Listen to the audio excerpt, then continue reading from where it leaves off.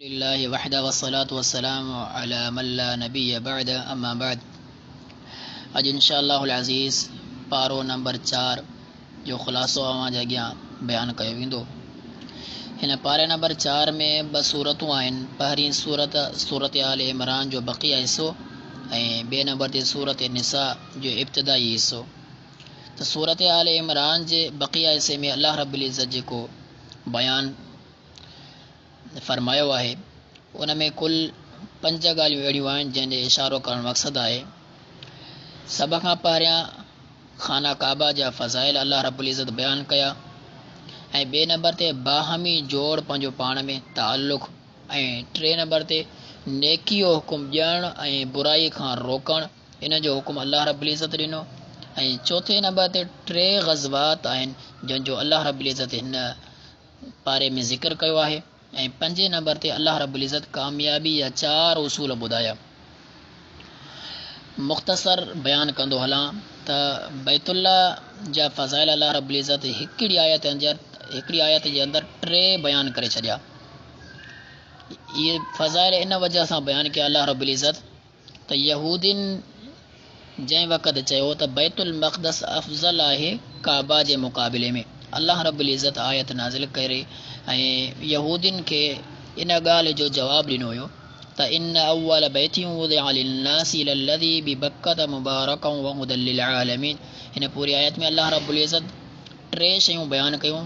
सभ खां पहिरीं त पहिरें मां पहिरीं इबादत गाह उहा बैतुल्ला आहे ऐं ॿिए नंबर ते हिन बैतुल्ला जे अंदरि वाज़िह निशानियूं मौजूदु आहिनि जहिड़ी तरह ज़मज़म आहे, मक़ाम इब्राहिम आहे, अहिड़ियूं निशानियूं जेके माना फ़ज़ीलत जे एतबार सां वधाइनि थियूं हिन मक़ाम खे।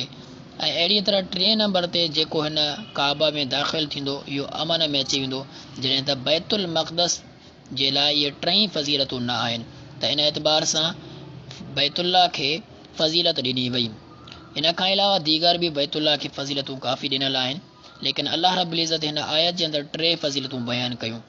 अहिड़ी तरह अॻिते अल्लाह रब्बुल इज़्ज़त पंहिंजो पाण में मिली रहण जो हुकुम ॾिनो, तफ़रीक़ खां रोकियो त पंहिंजो पाण में इख़्तिलाफ़ न कयो, हर शइ खे छॾे करे अल्लाह रब्बुल इज़्ज़त जी रस्से खे मज़बूती सां पकड़ियो।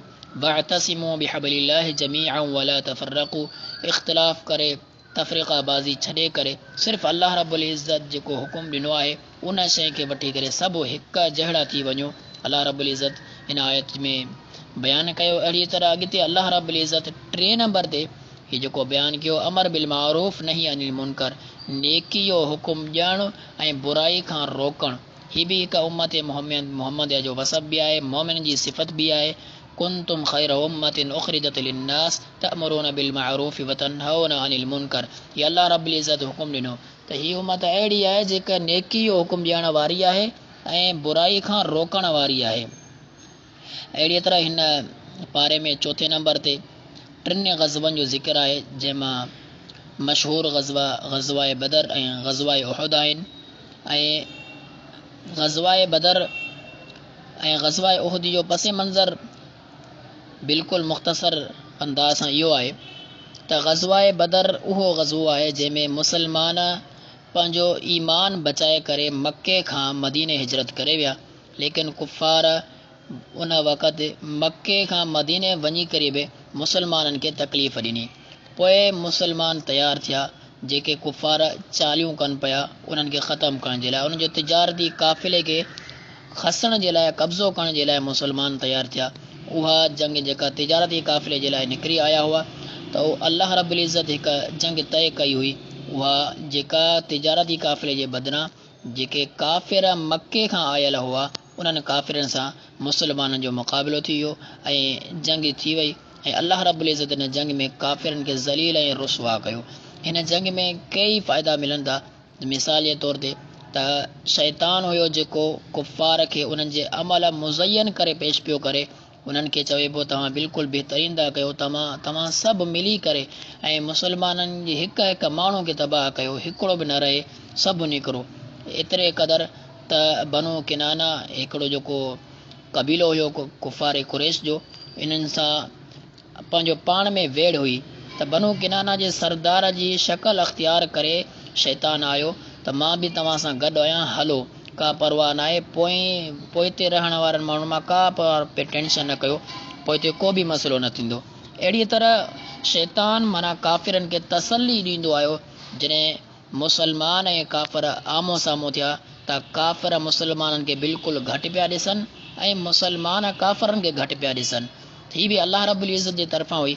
अलाह रब्बुल इज़्ज़त हिकु इहा शइ ॾेखारी त वेड़ थियणी हुई, जंग थियणी हुई। अलाह रब्बुल इज़्ज़त तमामु शयूं ऐं जंग जा माहौलात पैदा कया हुआ।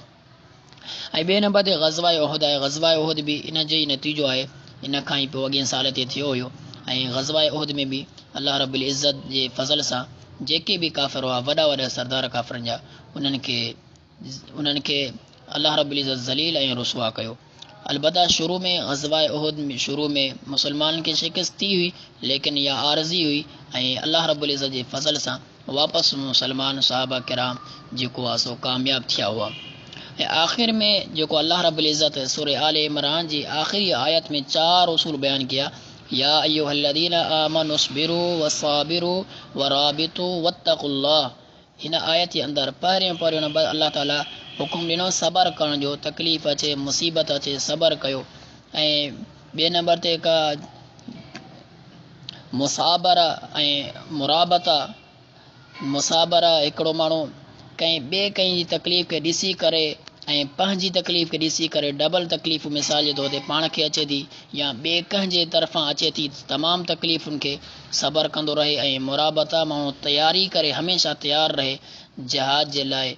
जंहिं वक़्त बि अलाह रब्बुल इज़्ज़त जे तरफ़ां हुकुम यानी अलाह रब्बुल इज़्ज़त जा जेके फ़रामीन आहिनि उन जे मुताबिक़ हुकुम अचे त जिहाद फ़र्ज़ आइन थी वेंदो, उन वक़्तु निकिरी पए। ऐं अलाह रब्बुल इज़्ज़त उनखे जेकॾहिं तौफ़ीक़ जे त दरमियान में जिहाद फ़र्ज़ आइन खां अलावा फ़र्ज़ किफ़ायत दौरान बि निकिरी सघे थो ऐं जिहाद करण जे लाइ वञे थो। ऐं चौथे नंबर ते उसूल ॿुधायूं तक़वा जो, त अलाह रब्बुल इज़्ज़त खां डिॼंदा रहियो। इहे 4 उसूल आहिनि, सबर, मुसाबरा, मुराबता, तक़वा। इहे 4 उसूलनि ते जेको माण्हू क़ाइमु रहे थो त अलाह रब्बुल इज़्ज़त उन जे लाइ कामयाबी जी हिकु जेको आहे सो बशारत ॾिनी आहे त इहो माण्हू कामयाबु आहे। अहिड़ी तरह अॻिते हलूं था, सूरत निसा अचे थी हिन सिपारे में। सूरत निसा हिन खे वॾी सूरत निसा बि चयो वेंदो आहे, सूरत कुबरा। इन जे करे त हिन सूरत में औरतुनि जा अक्सर मसाइल बयानु थियल आहिनि। हिन सूरत खे इन वजह सां ई वॾी सूरत बि चयो वेंदो आहे। हिन सूरत में बुनियादी तौर ते 4 ॻाल्हियूं जेके आहिनि सो अलाह रब्बुल इज़्ज़त बयानु कयूं आहिनि। छो त ख़वातीन जे मसाइल सां हिन सूरत जो तालुक़ु आहे। औरतुनि जा जेके बि अहकामात आहिनि तक़रीबन हिन सूरत जे अंदरि अलाह रब्बुल इज़्ज़त बयानु कया आहिनि। त हिन सूरत जे इब्तिदाई हिसे में जेके मसइला बयानु थियल आहिनि अलाह रब्बुल इज़्ज़त 4 बयानु कया आहिनि। सभ खां पहिरियां यतीमनि जे माल जे बारे में।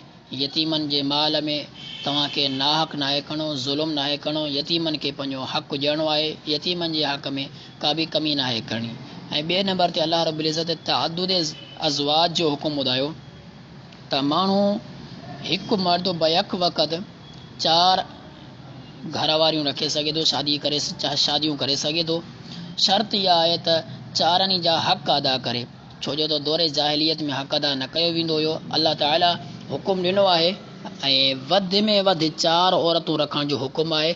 उन्हनि सां बि शर्त आहे त उन्हनि जी जेकॾहिं उन्हनि जा हुक़ूक़ अदा करे सघे थो त 4 रखे, वगरना 1 2 जेतिरी इस्ताअत अथसि ऐं ओतिरियूं ई औरतूं रखे सघे थो। अहिड़ी तरह 3 नंबर ते अलाह रब्बुल इज़्ज़त मीरास जो हुकुम ॿुधायो त औलाद, माउ पीउ, घरवारी ऐं कलाला, उहो माण्हू जंहिंजो पीउ माउ को आहे ई न, उन जी छा विरासत में माना हिसे जे लिहाज़ सां थी सघे थी हैसियत।